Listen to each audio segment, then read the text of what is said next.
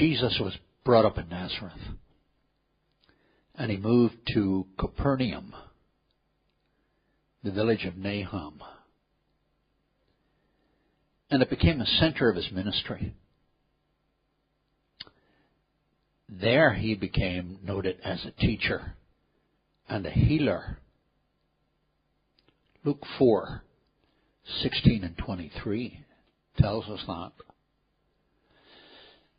And it was there that he was stunned by a pagan. Twice in the New Testament we're told that Jesus was astonished. And in both cases, it had to do with faith. You must read Luke 7:1 through 10 for yourself when you get a chance. It tells us of a foreigner, a Roman officer, who, despite being part of the occupation forces, loved Israel and honored them, and as a consequence, the Jewish leaders esteemed him. He had a servant he really cared for, and that servant was very ill. So the foreigner sent Jewish people to ask a favor of the young Jewish prophet, Jesus Christ. The foreigner wanted him to heal the sick man, and Jesus was on his way to do just that. But before the Christ got to the house, the soldiers sent word that he didn't mean for Jesus to come to his house, only that he speak and the healing would be done. The soldier said he knew what authority was. He had soldiers under him, and he was under other soldiers. When he or a superior of his spoke, the response was immediate. The order was carried out. This fellow saw it as sufficient that Jesus simply command the disease to leave, and it would. Can you credit that? Luke 7 verse 9 tells us that Jesus was stunned with amazement.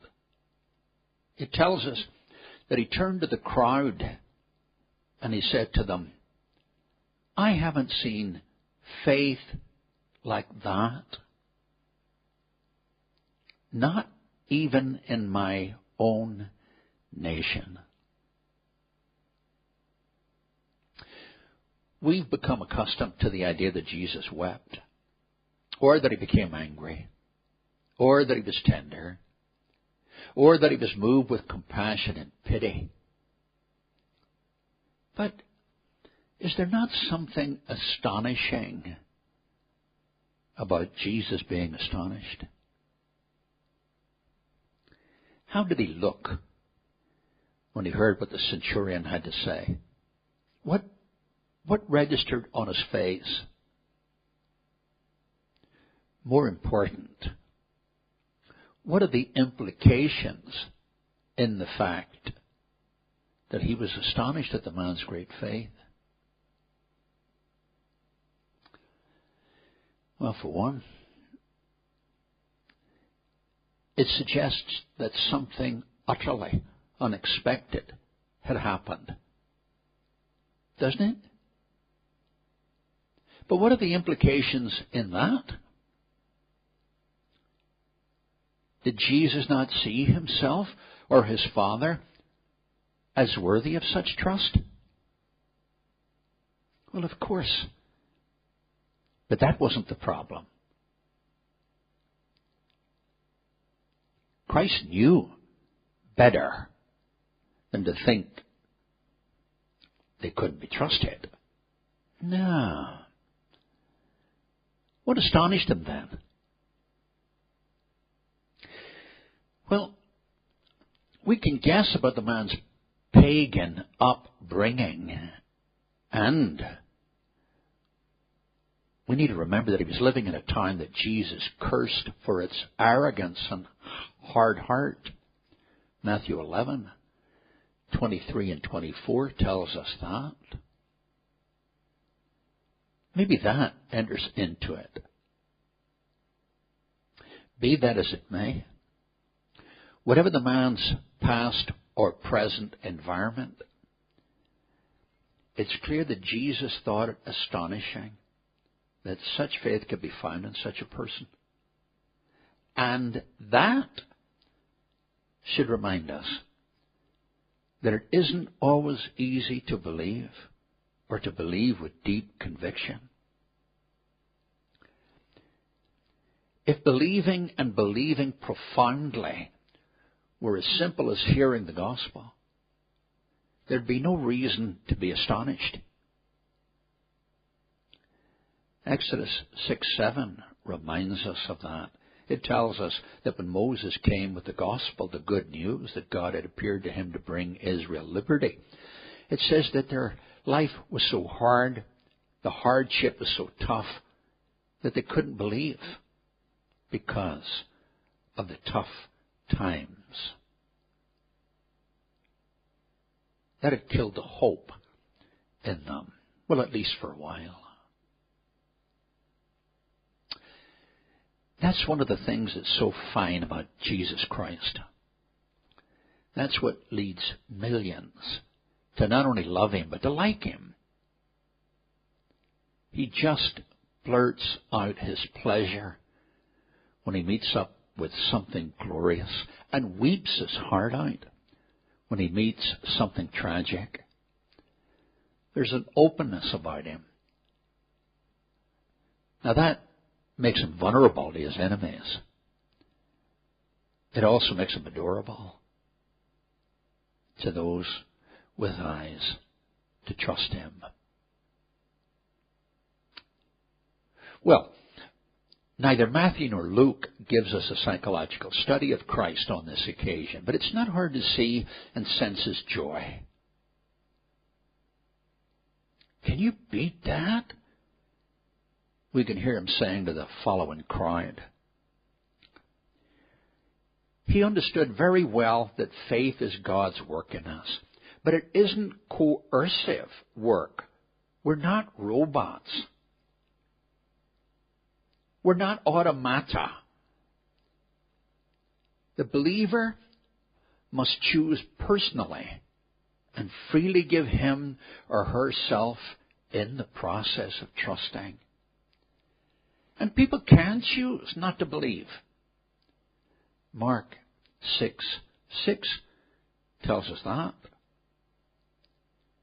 When we come across a believer, we come across someone who has gladly allowed God to have his way with them.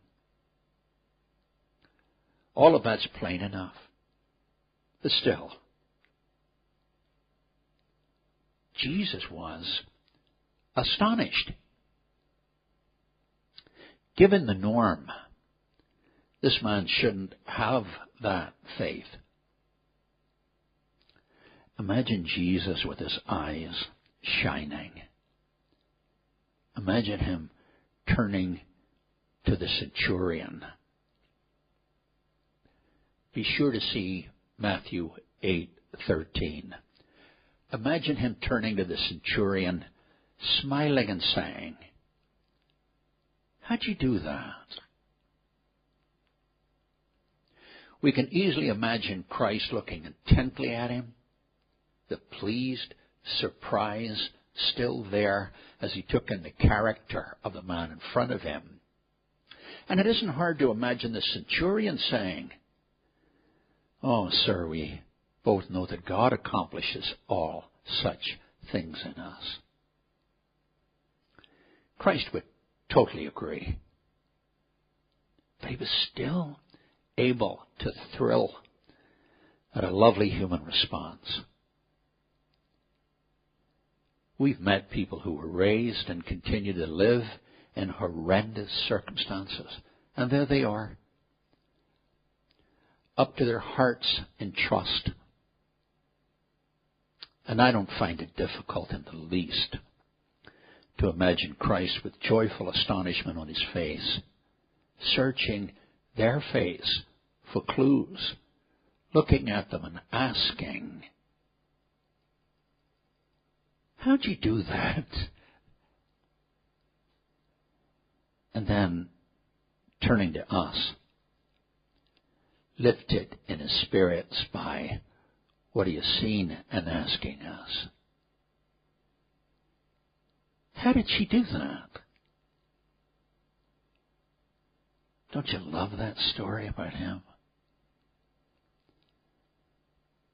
Of course you do.